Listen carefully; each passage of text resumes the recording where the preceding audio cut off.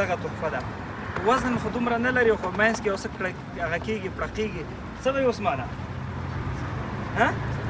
څه خبرې خو ته وګوره داسې توکل وایي څه به کېږي ته لږ وخوځه پیسې پکې او څومره به یې پکې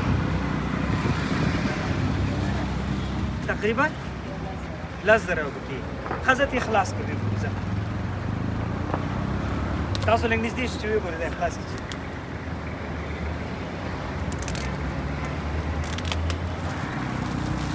خو دا خو موبایل شو پکې موبایل دی ښځه ته خلاص کړه موبایل دې وګورئ څنګه دی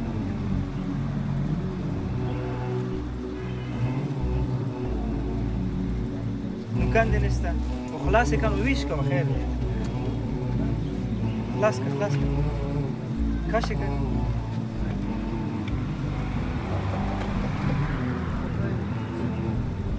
څه شی دی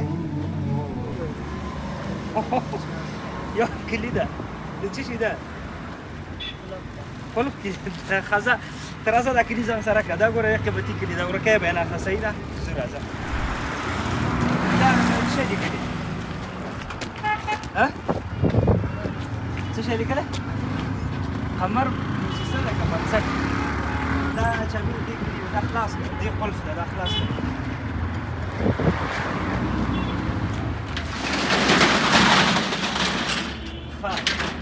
ماشاءالله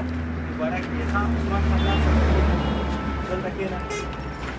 دا ستا صحیح شو الحمدلله څنګه مو چې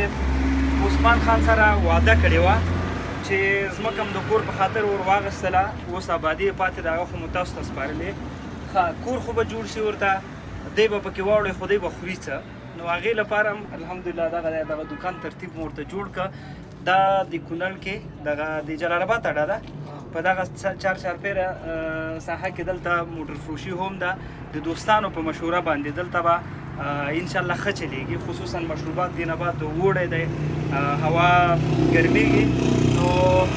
هلک چې دی فعال ښکاري امید لرم چې بیا راشم دوکان یې د دنه هم ډکي او داسې نه شي چې بیا خرڅه کړي ګوره بیا هغه خلکو سره زما ورانه وي اوس به لاړ شي مورکۍ ته به ووایې چې مبارک دی شه دوکان مو اوسو ځمکه مو اخیستل شوې ده خالي آبادي پاتې ده لږ نوره به سختي تېروئ تر څو پورې یو څو ورونه پیدا شي او دغه د کور په خاطر دې هم سره لاسونه موږ سره راکړي او کور به درته جوړ کړو خپل کور به دې شي خپل دوکان خپل روزګار بېغمه به درته صحیح ده که نه موږ به هم زړونه خوشحاله وي دی به هم خوشحاله وي هغه ورون چې مرستې کړي اطمینان او سکون او خوشحالي به انشاءالله هغې ته م الله ورکوي ډېره مننه الله مو آباد لره روژه ده که دې روژه کې تاسو غواړئ صدقې وکړئ همداسې عثمان ورور غوندې ورته نور ورونه شته دي چې هغې هم د کور سرپرستان دي پلار سیوری نشته یتیمان هم دي نو هغې لپاره موږ هم غواړو همدغسې د کار زمینه مساعده کړو تر څو پورې آینده کې چاته خدای مو کړه احتیاج شي لاس چاته ونیسي یا خدای مو کړه داسې شپه یا داسې وخت رانیسي چې هغې په ولږه باندې هغې ویده شي یا په ولږه باندې هغې وخت تېر شي باوري یم چې الله به موږ نه دې پوښتنه کوي نو که غواړئ دغسې خلکو سره صدقه وکړي روژه کې څو چندی اجر شته دی نو وټساپ نمبر درته ښکاري آنلاین مرستو لپاره لینکونه شته انشاءالله موږ هم خدمت کوو د افغانستان هر ګوټ کې تاسو مرسته وکړئ موږ ورته ځان رسو دې خلکو چا چې مرسته کړې دې ته خو به دعا کوئ څه رقم دعا څه رقم بس د ده په زړه کې چې څه دي هغه رب ته پته ده نور به یې سره غږوو نه دا د خپل حق دی هغه څوک چې خواري او زحمت کوي او محنت کوي چاته لاس نه نیسي هغه ما په دې زړه کې ځانګړی ځای لري آباد اوسئ عثمان ډېره مننه السلام علیکم